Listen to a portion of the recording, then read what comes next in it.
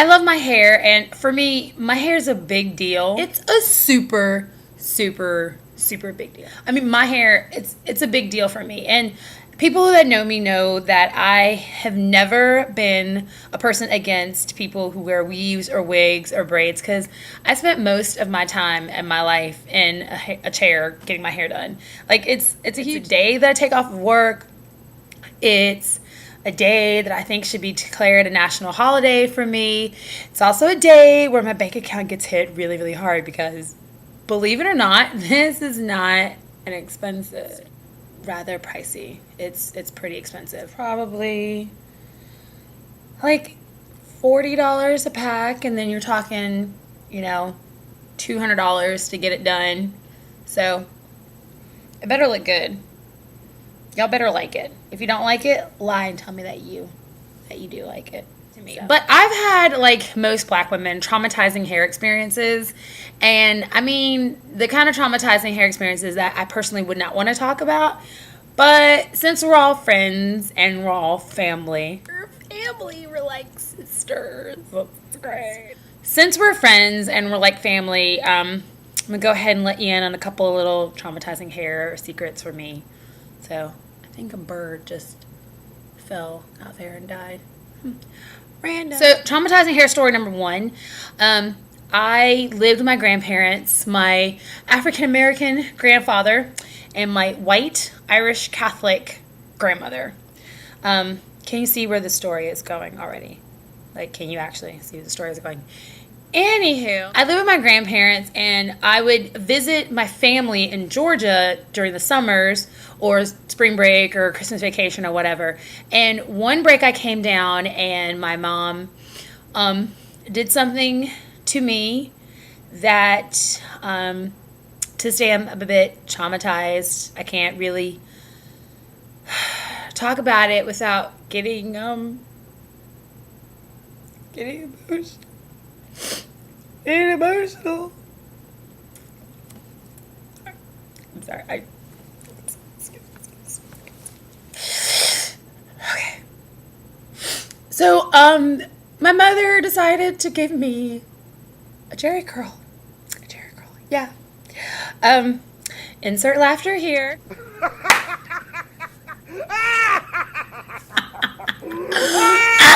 Yeah. So I had a Jerry curl, and not my proudest hair moment. Definitely not something I like to tell people or brag about in any way. Here's the thing about Jerry curls. Jerry curls, you have to be careful because they are basically perms for us African Americans. And you hear the term perms being used and you wonder, what does that mean? Well, perms for us straighten the hair, where perms for white people actually curl it. So it was kind of like a reverse crazy perm. So the summer that I got my Jerry curl was a very traumatic summer for me. For one, my hair was already really short, and making a Jerry curl just meant that the curls were really, really, really tiny. And so now I have a very short baby afro that has Jerry curl stuff in it. And people always wonder, what exactly is Jerry curl juice? Like, is that an actual term? Like, is there a patent for the word Jerry curl juice? Actually, there is. But what is in Jerry curl activator? That's what it's actually called. It's called an activator. It activates. It activates the curls. Like, it goes in there and activates. The curls become activated when they get like an electric charge. You spray the stuff on there, and the curls get activated. Activate, curls unite. So the curls get activated. But in order to maintain that curliness, you have to use the activator, which is basically oozy, greasy stuff. What is the key component in Jerry curl activator?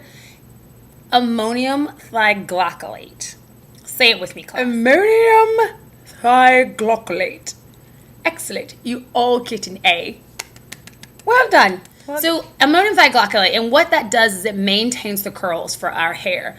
Well, the problem with that is if you get your hair wet, it deactivates the perm. As every white girl knows, you get your hair perm, you're not supposed to really go swimming. Okay, problem with that is, remember, I'm living in Maryland with my African-American grandfather, tan like me, and my Caucasian grandmother, kind of like that color. Just,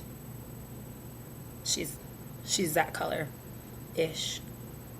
A little bit darker because she's Irish. Here's what happened with that.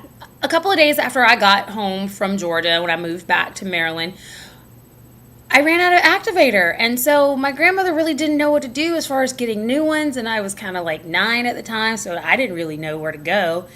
And she assumed, well, the hair is curly, and it stays curly because it has this wet stuff in it.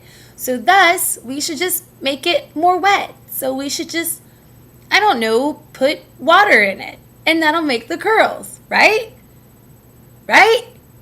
Wrong. You are absolutely incorrect. You do not get $1 million, and you cannot collect 200 when you pass go. So what basically happened is I had a baby afro, like for real hardcore baby afro.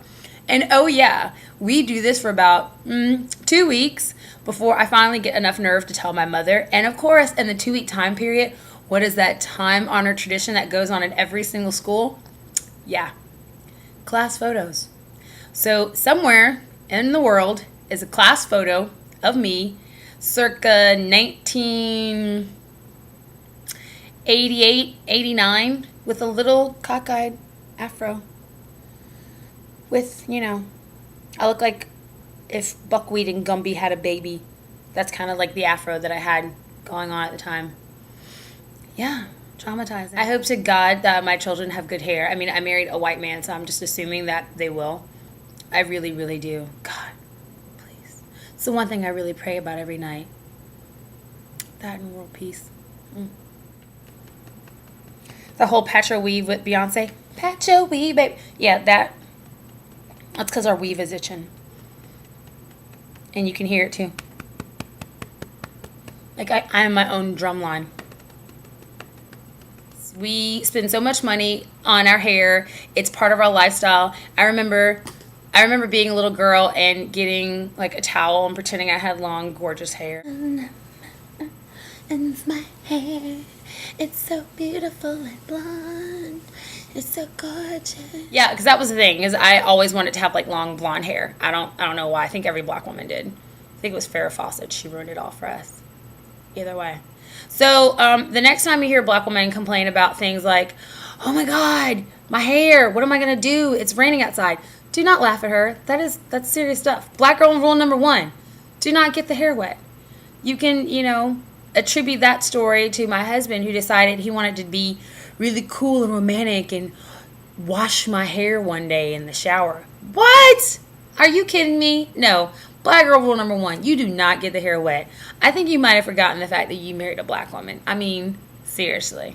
You just don't do it. I'm going to be in a Prel commercial one day. I want to be one of those girls in like an Herbal Essence commercial. Good Lord. I think it's like a gerbil in here. Who knew?